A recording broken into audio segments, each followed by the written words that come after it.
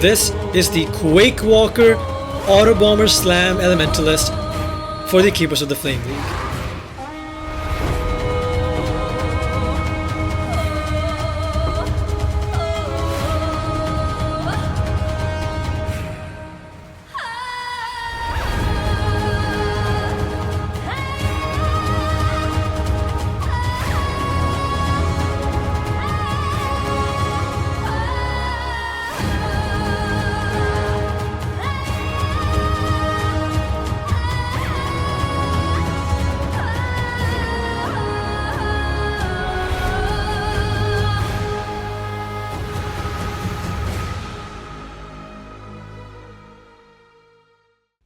Hello YouTube, and welcome to the QuakeWalker Elementalist build guide. Now, I'm not going to beat around the bush. You already saw the intro, you know what this is. Let's get right into the details of the offensive. So our main skill is going to be Earthquake, but primarily Vaal Earthquake. So the way this skill works is, the normal version, you hit the ground, it creates a crack, and then that crack blows up after a small delay, and that explosion is what actually deals the damage. You can see there, aftershocks deal 180% more damage with hits and ailments. That is with quality, so quality on this gem does matter quite a bit. However, the Vaal version of the skill, the same thing. You hit the ground, blows the crack up. Now this does way more damage. This has 437% more damage with hits and ailments. Even though the effectiveness of added damage is less, the aftershock damage is way higher. Now, the main takeaway from that skill isn't just the fact that it does more damage, it is the fact that after you use it, you get a small duration where every single time you step, you create these quakes with your footsteps, and each of those quakes leaves behind the same crack that you leave when you use the skill naturally, and when that blows up, it does the same amount of damage again. So if I use it again, every single one of these explosions is another instance of Vaal Earthquake doing its damage again. So that is where majority of the damage scaling comes from, combined with Ruthless support over here. So this says every third hit is a Ruthless blow, and that blow has more melee damage, but we don't really care about the melee damage, and it has more damage with ailments caused by melee hits. That's the line we care about. It is 100% more damage. So the way Vaal Earthquake works is that when you have that Ruthless blow, when you do this strike, every single explosion will also count as a Ruthless explosion, so it will do way more damage. Now obviously, while you're mapping or while you're doing uber bosses, you can't really mentally keep track of when it's going to be a Ruthless blow, so I'm not really going to take that into consideration that much, but just know that during all your fighting in single target, you will occasionally have a Ruthless Vaal Earthquake, and then that'll do a bunch of very nice fun damage. Alright, so how do I have full uptime on Vaal Earthquake? How have I just been using this in my hideout freely and getting souls back, and it's so cheap, so easy? Well, I am using the new Chaos Bloodline. I am sacrificing one Ascendancy point over here, Heart of Destruction, to use Corruption's Embrace instead. Now this says if you have 4 Corrupt items equipped, you get Shepherd of Souls. What Shepherd of Souls does is it makes your Vaal skills cost 80% fewer souls to use, but every single Vaal skill you use in the past 8 seconds increases the soul cost by 100%. This means that as long as you are only using a Vaal skill after 8 seconds have passed, you can benefit from that first part and never have to worry about the downside of that second part. That is why Vaal Earthquake, if you can see here, has a secondary duration of 9 seconds. So once I use this skill, you can even see in the top that the skill goes on for 9 seconds, or it goes on until all the aftershocks have blown up. So all the cracks have blown up, whatever condition is met first. You can make the aftershocks blow up faster if you use less duration support, but you don't want to do that because you want that duration to stay exactly at around 8 to 9 seconds to get fully maximum uptime of the Ascendancy without having to worry about the downside at all. Now, you can do this with any Vaal skill that has a duration of above 8 seconds, but there's very few of them that do. There's Vaal Cold Snap that can be brought up to above that duration as well, I think. But for this video, for this build, Vaal Earthquake, that is how you get maximum uptime on this. That combined with this Rune Graft right here to gain 1 Vaal Soul per second. This is how you can get it when you're bossing, when you don't have anything to kill in the arena. You can use this. And when you start the map, if you for some reason don't want to touch any other button except for Vaal Earthquake, then you can just wait a few seconds until this gives you 6 Vaal Souls, so 6 seconds, and then you can use Vaal Earthquake and you can just go.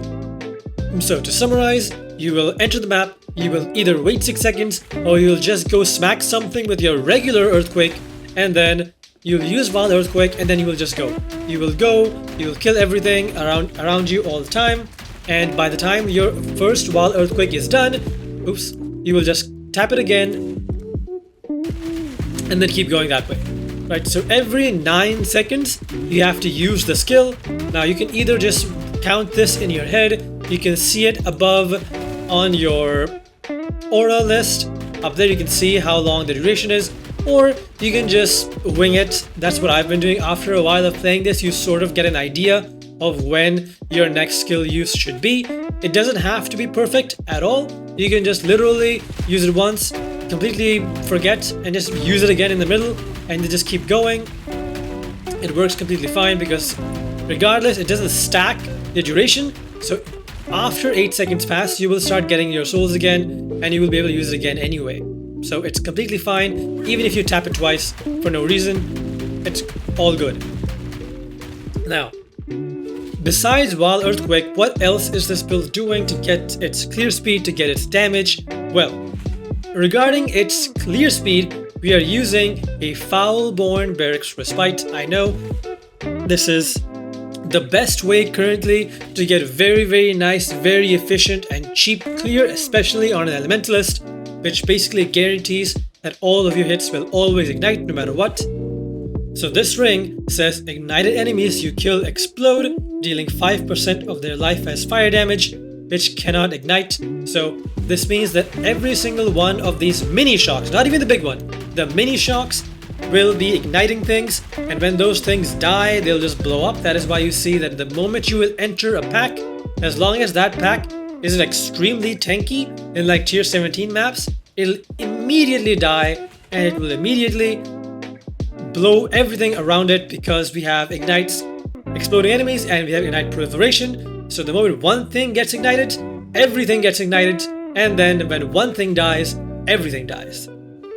So that's why this ring is super nice. However, you don't need this.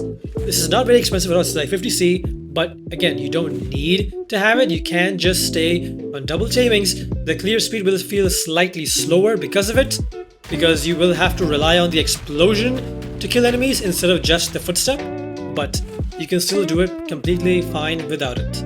I am currently using a Foulborn inspired learning as well. This says if no notables are allocated in radius, you will gain 1 modifier of a rare monster every time you kill one. I don't really like this at all.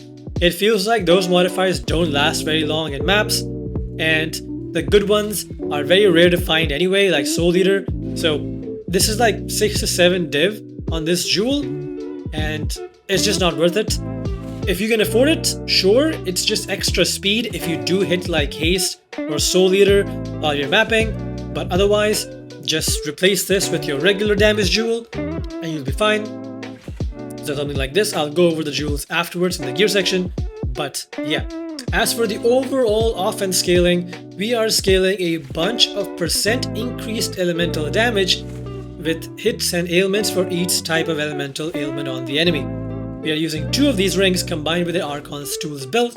This gives you Scorching Skitterbots on top of your regular ones, so then your Skitterbots will apply 3 different ailments: Chill, Scorch, and Shock, with a giga increased effect of those ailments as well, which gives you a massive boost to your damage.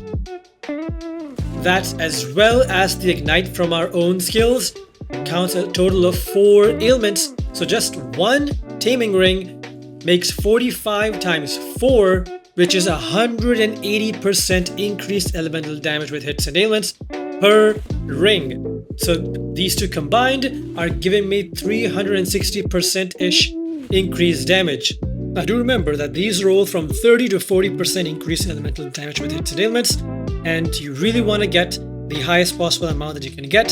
So I got these at 38%, then I qualityed them up with elemental damage catalysts, and then I corrupted them for the Shepherd of Souls to work.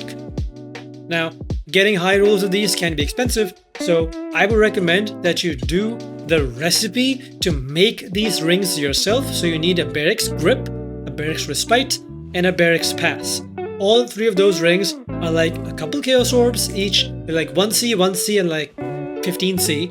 And when you render those 3 rings together, you get an unidentified taming ring, and maybe you get lucky and you get good rolls of the damage. That's what I did for both of my rings. I got these very early on in the league. I just did the recipe and I happened to hit good, and I've just been using them since. To scale with all of those percent elemental damage increases, you really want a big flat damage stick. Okay, so the way to get this is a little annoying now, because before in the previous video I recommended to get a tier 1 fracture of any elemental damage and then use essences to do the rest. However, tier 1 elemental damage fractured staffs have gotten more expensive since then, so now you do have to use the Genesis tree to try to make your own fracture, or try to do this with different fractures or something else. And at the end of this video I will include some alternatives to how you can make a staff like this, but do know that 80% of the build's budget is going to go into this staff. Right? Everything else is going to be super cheap because of the Genesis tree, but getting a staff like this out of the tree is hard because you can't really pick the base or the mods or the anything. For the defense scaling, I'm going to go over the flasks first so that people with shorter attention spans can focus on this part, because so many people made this mistake and I had so many comments of people just saying, hey, I'm getting one shot randomly, constantly. Why is that happening? Well, you are a low life character. You can see here, I'm not CI, I have total life, but it's all reserved with auras. So Vitality, Flesh and Stone, and Herald of Thunder are all being reserved on my life instead of my mana. So I have very low life, and if you know this game, you know that chaos damage goes through energy shield. So if I get hit by even a molecule, a sneeze of chaos damage, I will die. So that is why you need a coruscating elixir with basically full uptime for you to not die to chaos damage. How do you get a flask like this with full uptime? Well, you have 2 empty flask slots combined with a timeless jewel with Balbala on it. You don't really need to focus on the modifiers that you get from this. You just have to get one with Balbala as the main Akara, and that will give you the Trader Keystone, which says flasks gain 4 charges per empty flask slot every 5 seconds. So I have 2 empty flask slots, that's 8 charges every 5 seconds, and that is enough to get full uptime on this flask. It is not 100%, it is 96%, but do not be afraid of that 96%. I'm going to turn this on right now, and you will see this will last until basically the end of my YAP session. So don't worry about that.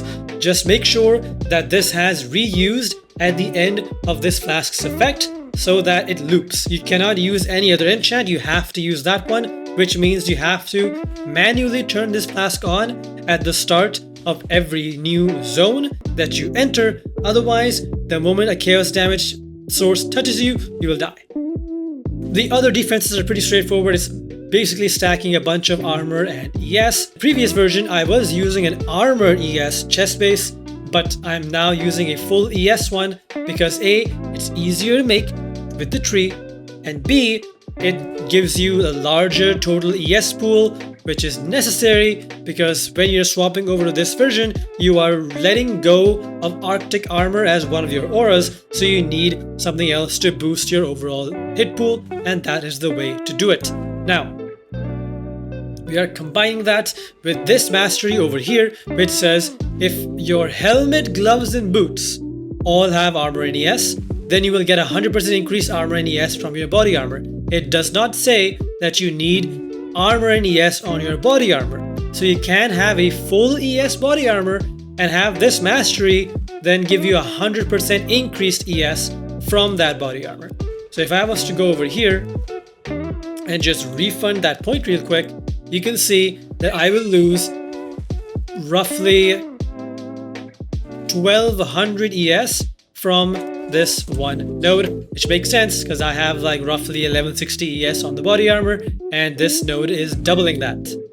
Combined with that, I am still using Divine Shield. This says that you cannot recover ES to above armor, but when you take physical damage from hits, it is regenerated as ES per second. Now this is very good in maps against small hits. Now I don't have much armor right now, I have 8,000, which doesn't seem like a lot, but this goes up to 12,000 if I am on the other Flask setup. And I'll talk about the Flask setups when we talk about the PoB, but when I'm on this Flask setup, I have 9,800, and when I block any hit, I get an extra 800 armor, which pushes the total armor to around 12,800-ish, which is very nice for small hits in maps. That'll allow you to just basically walk through everything. It gives you major regen in simulacrums and anything that is just a lot of things hitting you at once. And then of course we have the passive tree giving us a bunch of block on all the staff nodes. Staff nodes are really nice to get a bunch of block and basically get block capped just from these nodes and no other source of block anywhere on the tree. And you also get increased defenses while wielding a staff. Defenses is armor and ES both, so double dipping. And we have recover ES on spell block. Now this is a very premium stat and we are just getting it for free from the mastery. So very nice to use a staff. That is literally the only reason why I'm using staffs. It is a very nice budget way to get very tanky. You can get way more damage if you use an axe instead, but axes have 0 defense, so you have to scale your defenses in a very different way, and that gets very expensive and not very efficient. As for the flasks for this setup, I've already talked about the coruscating elixir, but you have 2 different other flask setups to talk about. So the first one is going to be the tanky and the resistance focused flasks. Now these will have 100% uptime. So if you do go with this setup, you will have full uptime on all of your flasks at all times. So you never have to worry about them, except for the coruscating one, which is like 96%, as I mentioned, but that's fine. But if you are not doing super rippy content, or if you don't mind having a little bit of less tankiness for more speed, you can go for a Quicksilver plus a Quartz Flask setup. This will give you a bunch of extra movement speed and phasing through monsters, which will make autobombing and just walking through stuff feel even nicer. This is what I use most of the time, and then when I'm doing some very hard rippy boss content, that is when I equip the other flasks. As for the modifiers on these flasks, you need to have some form of charge recovery on the prefixes. So on the res flasks, you need a minimum of 33% of either charge recovery, duration, or there's another mod which is reduced charges used. You need at least 33% with maximum quality on the flasks with the enchant for reused at the end of this flask's effect, and that'll give you 100% uptime on them thanks to the keystone.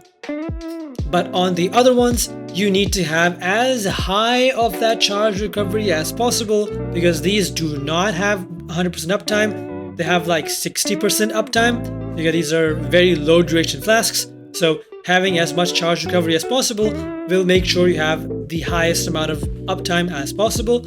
But again, these are speed flasks for mapping, so you ideally want to be using these as you're killing a bunch of things. So as you're killing a bunch of things, you're getting more charges that way as well, which keeps these flasks up most of the time.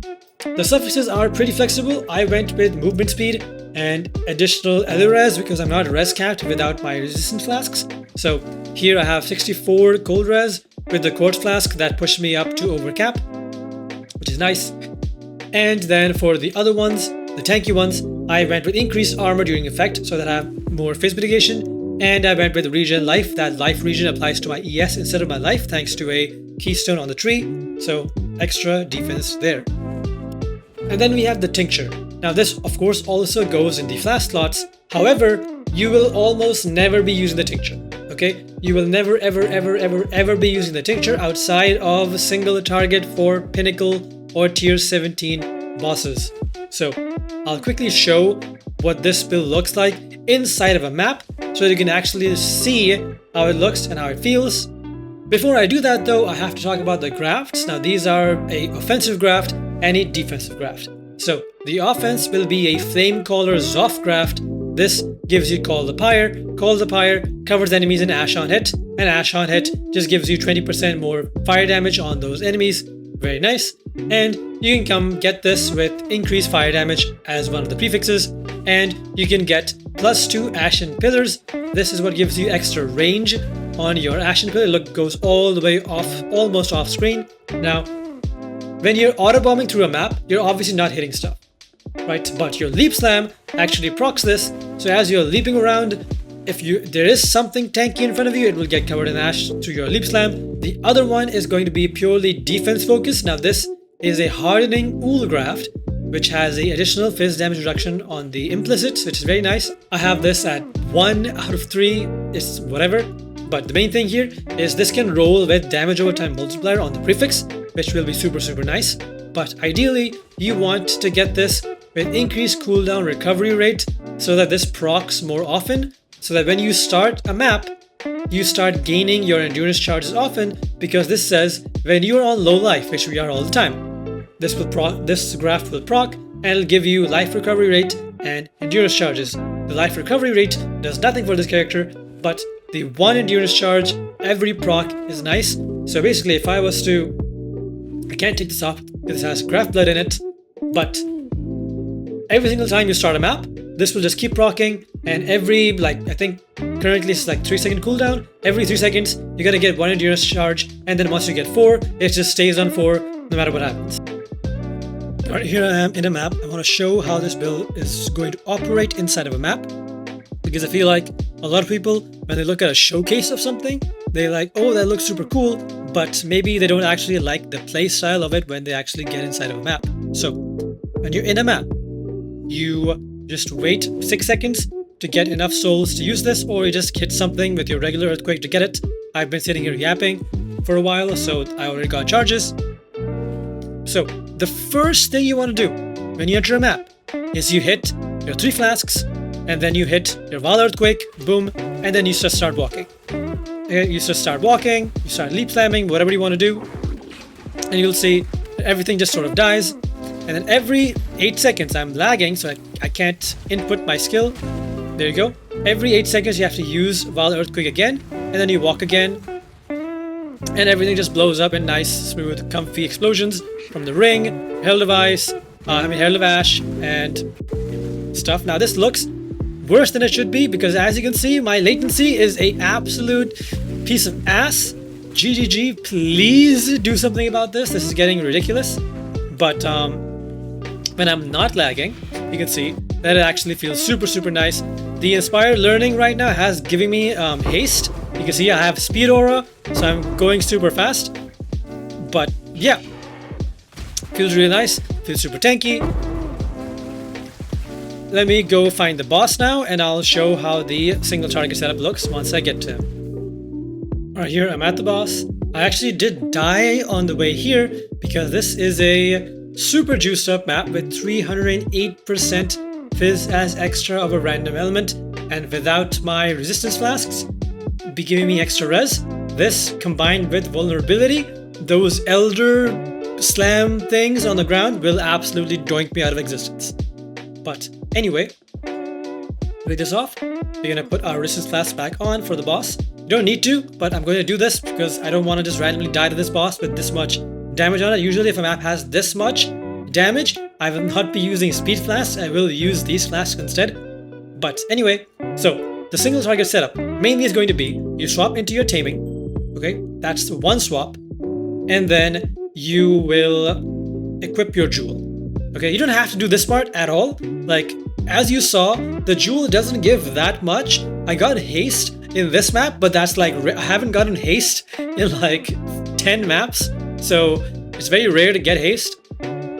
So this jewel, I'm literally gonna sell this the moment this video ends, because I don't think this is worth it at all. for anything outside of just memes. So that makes the main swap to be just this Taming Ring in place of the Regex Respite. And then one thing that you can do if you want to maximize DPS. Okay?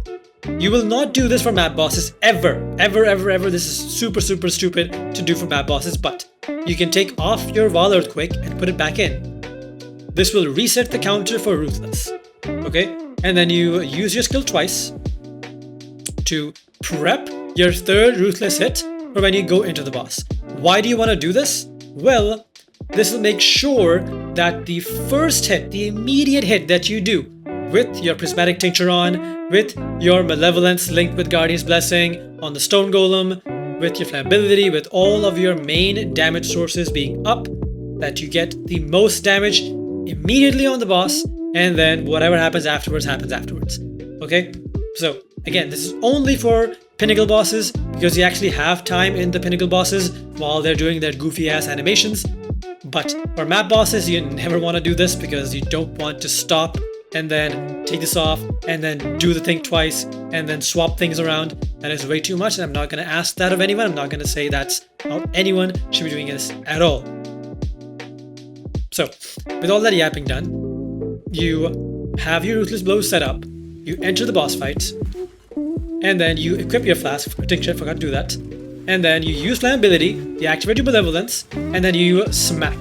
And then you can start walking. Okay? Then you can start walking. Oh, I forgot to cover him in Ash with my main skill. But you can see the damage is super nice. I'm super slow because I hate the action speed reduction that this boss has on him.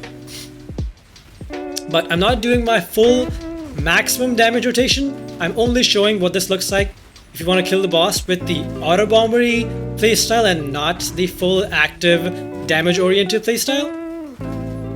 And there you go, he dies. Right? God, I hate Magnetic Storm. The action speed reduction from this is nuts. But yeah, that is how you would kill a boss naturally. And you saw, build is quite tanky. I was able to just face tank his big ass thing with this insane damage mod on here. So, pretty good. Now, if you do want to have maximum uptime of damage, what will you do? Well, you will use your Vaal Earthquake as normal. That part was completely correct. But the part that is not correct is using anything else. Okay, because you want to have maximum uptime on your tincture. Because this, combined with the mana regen from the Golem, actually has like 12 to 13 seconds of uptime if you're not spending mana on anything else. If you use your main skill to apply anything, this will delete your mana and make your tincture run out faster. So if I was to use my tincture and I kept spamming my ability in between it, you can see the tincture will die in 3 seconds compared to 13 seconds, which is a huge damage loss, and you don't want to do that, especially because majority of your damage is actually coming from your Vaal Earthquake and not your regular one. So then what do? How do you apply Covered in Ash? Well, thank God, GGG fixed this. Now Leap Slam actually procs your Call of the Pyre, so this can be used to apply Ash. So what you will do instead is you will use Vaal Earthquake on the boss, and then you will use your Leap Slam every 3 seconds or 4 seconds to apply Ash on hit on the boss again. Leap Slam has almost no mana cost compared to the mana cost of your Earthquake. It is literally 51 versus 10. So you just keep doing this and just walk around as you're doing that. So again, you Vaal Earthquake with the tincture on, and then you just, I'm lagging, then you just keep on jumping on the boss like this to keep on applying your Ash, and then the boss will die pretty damn fast. If you saw in my Uber showcase video, I was not using my Leap Slam to proc my Ash. I had to use Earthquake because by then the new patch was not out. So I had very bad uptime on my tincture because of it. But now, thanks to this, you have very good uptime. I just realized that this entire time, I did not have my Chaos Golem, nor did I have my Summon Stone Golem of Hordes. So I was literally, that's literally millions of damage not being on my character. Oops. Oops. But anyway, if you can see that I killed that boss that fast without half my damage, it's a strong build, okay? Leave me alone. It's gonna be fine. Sometimes the damage though does feel a little bit off. Like there you saw that my first hit of Vaal Earthquake literally killed the synthesis boss and brought the main boss down to like 50% HP. But sometimes if your stick, the flat damage on this stick, if you low roll, especially on that stupid ass lightning damage, which can low roll all the way from 20 to 500, if you low roll on that, then your damage will feel very low for that particular proc of Ignite. But it's okay because you literally have 9 procs of Ignite going through, so one of those will be the Giga Ignite. But anyway, that's that. Now back to the hideout to yap some more. There's a few extra things that I didn't mention previously that I should mention now. One thing is that you will not have enough mana to summon your golems when you have all of your things active. So the way to do that is just turn one of your auras off, then summon your golems, and then turn your aura back on. Right? You will never have to summon golems in maps thanks to Elementalist Ascendancy. It'll just respawn any golem that dies. So once you have all of them summoned, as long as you don't desummon them like I did, because I desummoned my golems before I started the recording because they were just very loud. I forgot to summon 2 of them, and I did the entire map with half my damage not even being on my character. Another thing to note is going to be Guardian's Blessing, because I didn't really exactly go over this, but this is very important for the DPS rotation. It is that you have summoned Stone Golem of Hordes linked with Guardian's Blessing. What this does is, this gives you a free aura, quote unquote, by using your golem as the resource for that aura. So you have Malevolence linked to this, but this does kill your golem. If I activate this right now, the aura becomes castable, and it degens your golems down constantly until they eventually die.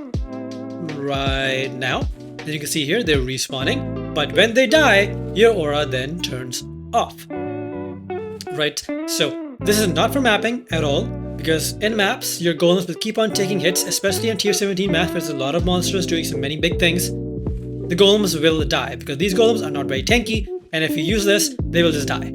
Okay, but for bosses, particularly bosses that don't have massive AoE bullshit happening on screen, your golems will be alive in the background, which will let you use your Malevolence aura, and these guys stay alive for roughly like 10-ish seconds after you cast the aura.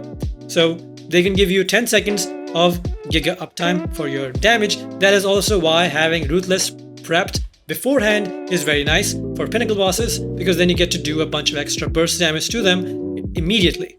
The last thing to note is going to be that there is one Megalomaniac here. Okay, I'm gonna timestamp this tiny little part of the video because so many people made the mistake of not listening to this part and they spent extra currency for nothing. You only need Overlord on this Megalomaniac. You only need this one mod, and that's all you need. This is literally 10C for a Megalomaniac with a 1 mod Overlord on it.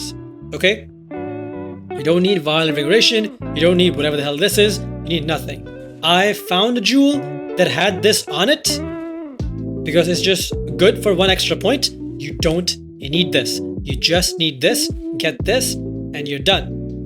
Okay, there's many of these on trade, super cheap, 1 mod Overlord jewels. If you do want them to be more efficient, you can try to look for something else that is good, but don't break your bank. If something has another mod on it, but it's like 15 divines, don't take it. Don't do that to yourself. Save your money for my next build, because that's going to be a banger too, trust. Alright, now to quickly go over the POB, because I'm going to go over this fast, because I need to get to my cat. If you don't know, he's a special needs cat, and I've been recording this video 3 times now, because I got corrupted once, and I made a mistake the 2nd time, so now I'm here the 3rd time, and he wants his attention, and he's like, why am I not getting it? So he's losing his mind. But anyway, so the POB has 2 loadouts. One is the maximum tank per single target, and one is maximum clear speed. So I've already gone over the passive tree, I've already gone over the gear, but the main difference between these 2 loadouts is just for clarity purposes. Maximum clear speed has the Quicksilver and the Quartz Flask. and it has the Foulborn Inspired Learning, it has the Foulborn Barracks Respite.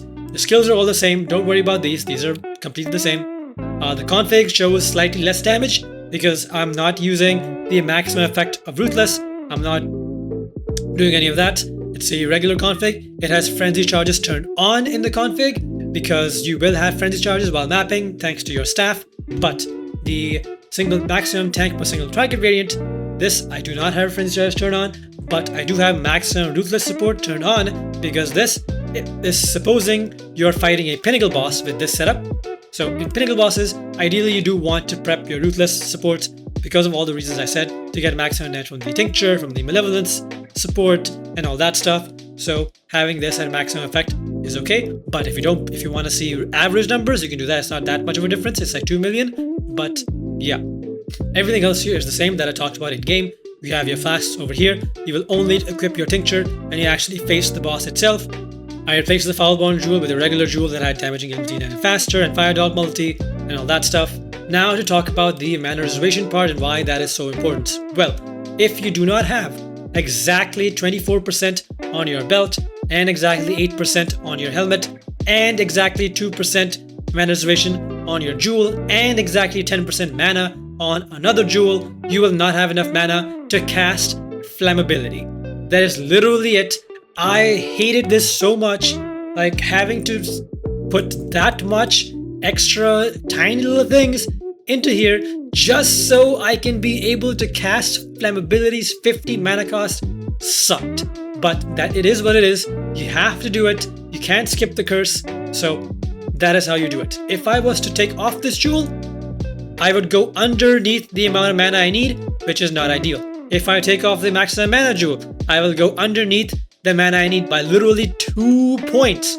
So not ideal. If I was to have even the tiniest bit less mana reservation efficiency on my belts, again, same thing. I would go under the limit to be able to do this. Now, I considered using a mana reservation efficiency of skills gets increased if you're near a unique enemy.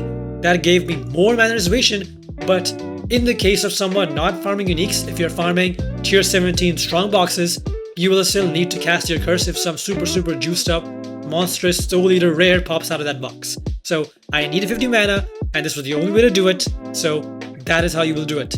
If you want to know how this looks in game, you need roughly 860 total mana. Okay? Combined with 24 plus 8 plus 2 mana reservation efficiency of skills right here. The final thing to note is, what if you are not level 96? This is a level 96 tree. What do you do? Well, pretty simple. You just drop some jewels, okay? It is a damage loss, but I would highly recommend to lose damage before you decide to lose tankiness. Because if you're losing damage because you're not high enough level yet, that's fine. But if you're losing tankiness, that means that you might die in the process of trying to level up, which will then prevent you even more from being able to get all the jewel sockets and all the efficiency that this build has to provide. Now the final thing here is going to be the fact that I do have a written mobilities guide for this entire thing. It's not finished yet because I'm going to be finishing this as I upload the video. As YouTube is processing everything, I'll finish this up.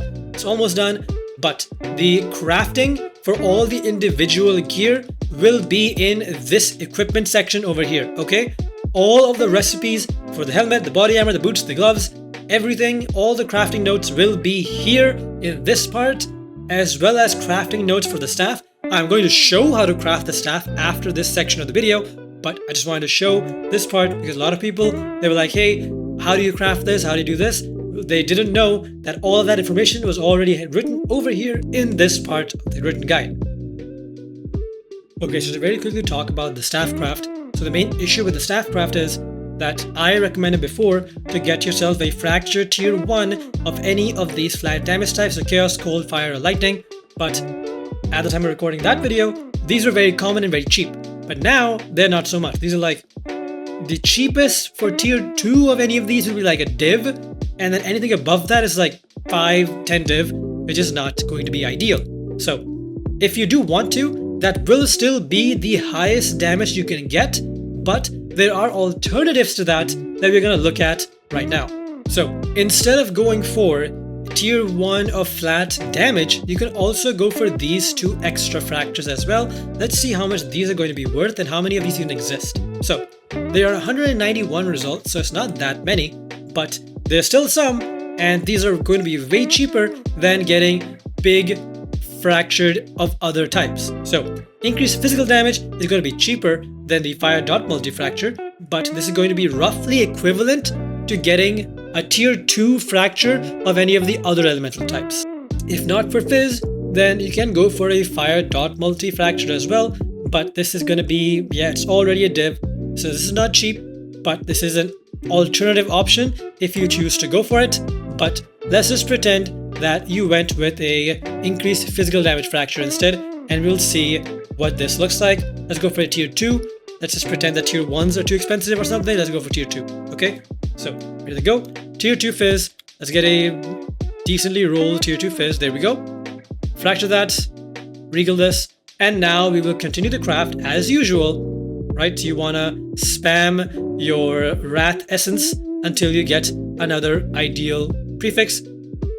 You're not going to be looking at suffix this time, okay, because I'm going to change the craft a little bit. You don't care about any suffix. You just want your prefixes to be as close to perfect. So this will take a little while. You just want to hit tier 2 or maybe at most tier 3 of any of the other flat elemental damage types.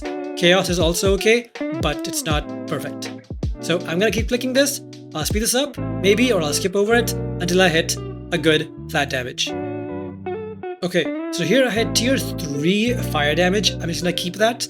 It's tier 3, but it's okay. Alright, so when I have this, now, before, in the previous video, at this step, this is when I said that, hey, now you're gonna use a prefixes cannot be changed craft on the item, and then you're going to use a veiled chaos, not an exalt, a chaos, to then get a veiled mod, and then hopefully this doesn't fill your item, because then you want to craft a damage per endurance charge, like so, here, and then you unveil, and you want to hit either blood rage and attack speed, or you want to hit fire dot multi. This is cold dot multi, but you want to hit fire dot multi, and then a very, very settled mod would be chance to deal double damage. But again, this is very RNG. Like, it took me like multiple attempts to try to get the one I wanted, and most of the time this can screw you over. And then if you have bad RNG, this can cost you from 2 div for the first prefix cannot be changed. You have to do this like multiple times to get to the right point, which is too expensive, too RNG reliant, and I don't personally like it.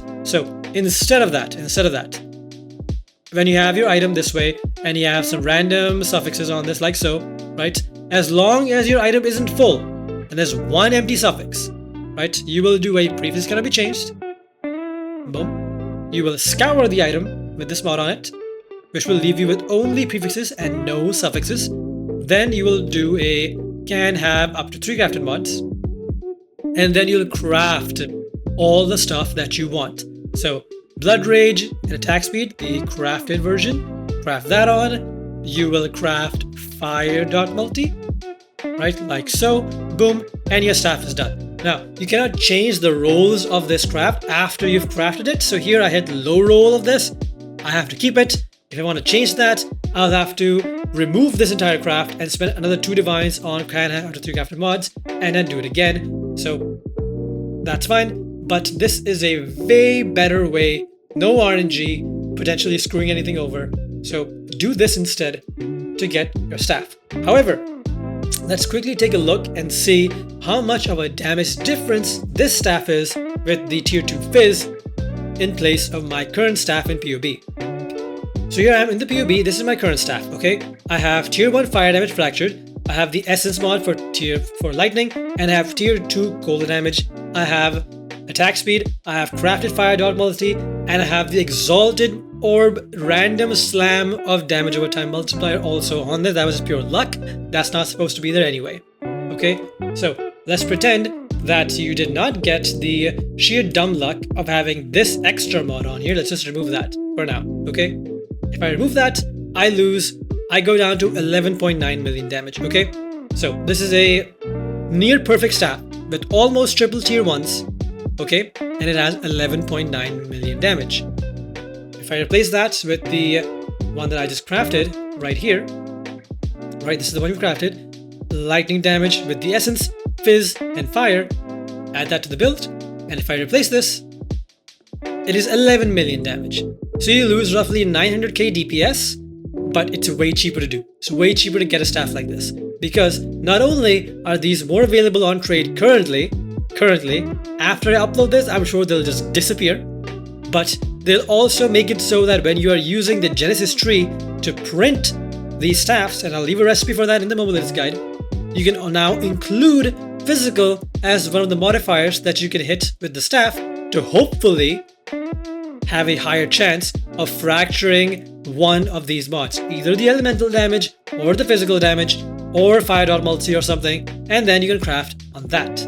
Alright, that is it for the video. I hope you all have fun playing the build. I hope you all enjoyed watching this. I hope you all learned a thing or two and didn't completely ignore and disregard things I've said. And I'm sure many of you have, and I'm sure I'll see some comments of people saying, hey, I just got randomly one shot 50 times back to back, what's happening? And then I'll look at their flask and see that they haven't been clicking this on, or they turn it on but they don't have the enchant, or they don't have the timeless jewel, or they don't have something. But that's okay, it's part of the fun. So that's gonna be all from me. Leave your questions in the comments, in the Discord, and I'll see you all next time. Bye-bye. And a huge shout out to my patrons, Axel Jacobs, Bridge Burner, Creative Extent, Sebi2K, Darkar, Ludo is Real, Scarface, and Infamous. Thank you all so much, as well as the one anonymous guy. I know you too. Thank you for all of your support. Seeing you guys in the supporter chats, enjoying all the early access shenanigans has been great, and I hope all of you continue to find it worth it to support me. So thank you very much, and I'll see you next time.